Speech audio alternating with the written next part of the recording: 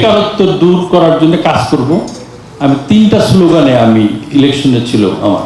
একটা হলো বেকারত্ব দূরকরণের জন্য কাজ করব, চাঁদাবাজি সন্ত্রাস দূর করব এবং কোয়ালিটি এডুকেশনের জন্য কাজ করব। এই 3 স্লোগানে মানুষ অ্যাকসেপ্ট করেছে, আমাকে ভোট দিয়েছে।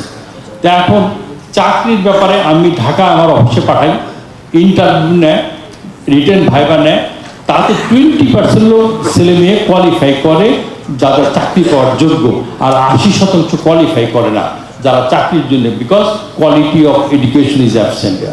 বাল্য বিবাহ, যেটা দেবপ্রিয় একটু টাচ করে গেছেন, সবচেয়ে অ্যালার্মিং।